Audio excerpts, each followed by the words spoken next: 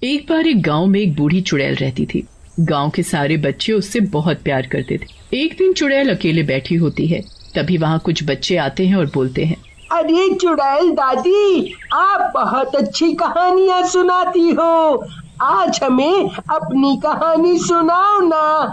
आप चुड़ैल कैसे बनी? बेटा, मेरी कहानी दुखों से भरी है, लेकिन फिर भी मैं तुम्हें सुनाऊंगी ताकि सब लोग इससे शिक्षा ले सके। एक बार की बात है, एक गांव वजीरपुर में राजू अपनी माँ शकुंतला के साथ रहता था। शकुंतला और राजू एक दूसरे से बहुत प्यार करते थे। शकुंतला अक्सर बीमार रहती थी। उधर राजू की उम्र भी शादी वाली हो रही थी, लेकिन फिर भी वो शादी नहीं कर रहा था। एक दिन शकुंतला राजू से बोलती है, राजू, पता नहीं तू कब शादी करेगा, मेरी भी उम्र होती जा रही है, कहीं तेरी शादी से पहले मैं मर ही ना जाऊं।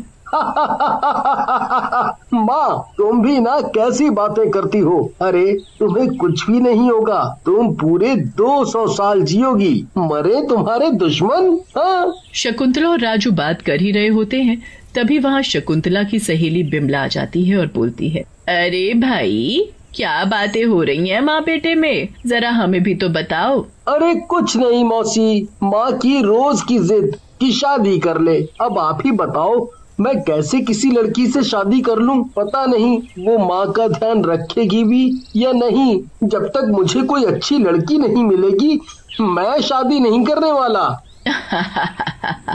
अब तू ही बता, कैसी लड़की चाहिए तुझे? रहने दो बिमला बहन, इसे शादी नहीं करनी है, भगवान जाने क्या होगा इस लड़के का मेरे बाद। तभी राजू बोलता है, मौसी, मुझे वो लड़की चाहिए जो मेरी माँ का ख्याल रखे और उसे कोई भी परेशानी ना होने दे। अगर ऐसी कोई लड़की है तो मैं आज ही शादी करने को तैयार हूँ। ऐसा कहकर राजू वहाँ से चला जाता है। शकुंतला बिमला की तरफ देखती है और बोलती है, देखा बहन कैसे चला गया, बस ऐसे ही कोई ना कोई बहाना करके शादी की बात टाल देता है। अब तुम ही बताओ, ऐसे कैसे कोई शादी क्यों करेगा इससे? तुम चिंता ना करो, बस तुम ये लड़की की फोटो देखो और बताओ कि कैसी है। ऐसा कहकर बिमला एक फोटो शकुंतला को देती है। शकुंतला फोटो को देखती है। फोटो एक बहुत ही सुंदर लड़की की होती है। अरे बहन, ये तो बहुत ही सुंदर है, इससे मेरे राजू की शादी करवा दो। इसकी फोटो देखने के बाद राजू शादी से मना नहीं कर पाएगा। पर ये लड़की है कौन? ये मेरी बहन की लड़की है रमा, और सुंदर होने के साथ साथ ये बहुत गुणी भी है। ये तुम दोनों माँ बेटे का पूरा ख्याल रख लेगी, बस एक बार ये राजू मान जाए। राजू शाम को काम से वापस आता है। शकुंतला उसे रमा की फोटो दिखाती है। रमा की सुंदरता को देखकर राजू उस पर मोहित हो जाता है और शकुंतला से कहता है, माँ, ये लड़की तो मुझे पसंद है, अगर आपको ठीक लगती है तो मैं शादी करने के लिए तैयार हूँ। राजू की बात सुनकर शकुंतला खुश हो जाती है और फिर रमा के साथ राजू की शादी करा देती है। राजू रमा से शादी करके बहुत खुश होता है, लेकिन राजू और शकुंतला को पता नहीं होता कि वो रमा की शक्ल में अपनी बर्बादी को लेकर आ रहे हैं। एक दिन शकुंतला खाना खा रही होती है, तभी वहाँ रमा आती है और गुस्से में बोलती है, पता नहीं मेरी भी क्या किस्मत है, कहाँ से इन भिखारियों के घर आ गई, जिंदगी से मजा ही खत्म हो गया है, और बुढ़िया को देखो क्या मजे से रोटी ठूंस रही है। रमा को यूँ गुस्से में देख शकुंतला रमा से बोलती है, क्या हुआ रमा बेटी, ऐसे क्यों गुस्सा हो रही हो? राजू ने कुछ कहा क्या तुमसे? मैं उससे बात करती हूँ। आप तो रहने ही दो, मैं खुद बात कर लूंगी, आप तो खाओ और ठूसो। ऐसा कहकर रमा वहाँ से चली जाती है। लेकिन उसके बाद तो जैसे ये हर रोज की बात हो जाती है। रमा रोज ही शकुंतला का अपमान करती और उसे भला बुरा कहती। धीरे धीरे शकुंतला की सेहत खराब रहने लगती है। एक दिन राजू शकुंतला के पास आता है और बोलता है, क्या हुआ माँ, आप तो बहुत कमजोर हो गई हो।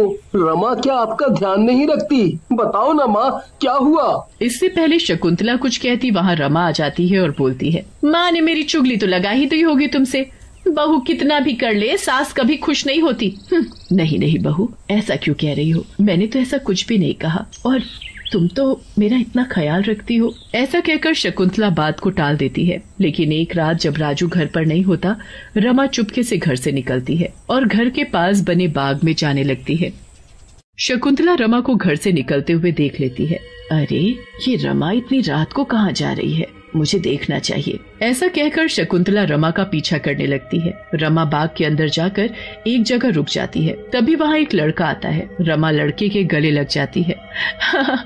राहुल, तुम आ गए, कितने दिनों बाद मिले हैं हम दोनों। सही कह रही हो रमा, जब से तुम्हारी शादी उस राजू से हुई है हम दोनों तो मिल ही नहीं पा रहे थे।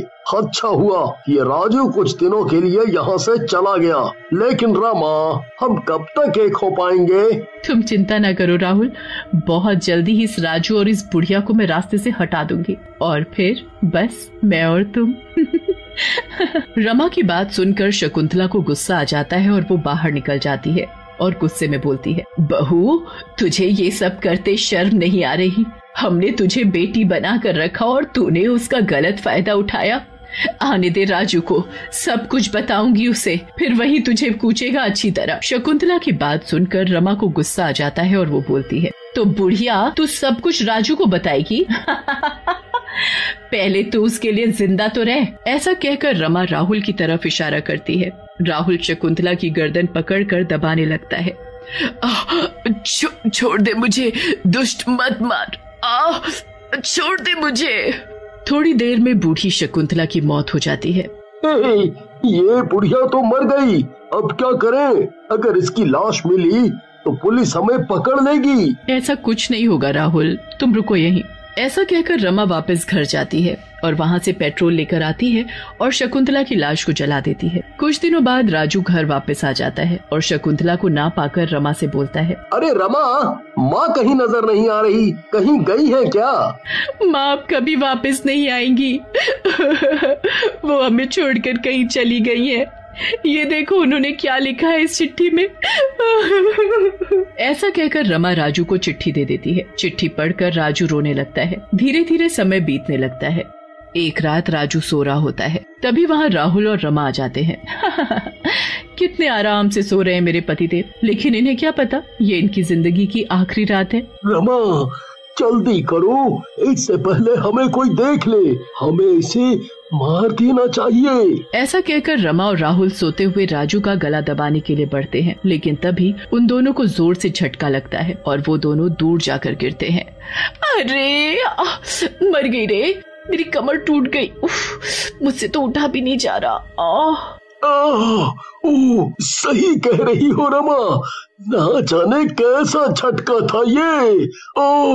तभी वहाँ चारों तरफ धुआं धुआं फैल जाता है। जैसे ही धुआं हटता है, रमा और राजू के सामने एक चुड़ैल खड़ी होती है और जोर जोर से हंस रही होती है। रमा चुड़ैल को देखते ही पहचान जाती है और बोलती है, माँ जी आप जिंदा कैसे हो गई? अच्छा है, तेरे जैसी औरत ने पहचानो तो सही। मुझे लगा तू अपने किए गंदे कामों के साथ साथ मुझे भी भूल गई है, लेकिन अब तेरी मौत आई है। ऐसा कहकर चुड़ैल रमा को मार डालती है। तभी राजू उठ जाता है और चुड़ैल के पास जाता है और बोलता है, माँ तुम आ गई, ये सब क्या है? फिर चुड़ैल राजू को सारी बात बताती है, जिसे सुनकर राजू बोलता है, माँ आपके साथ कुछ गलत हुआ है।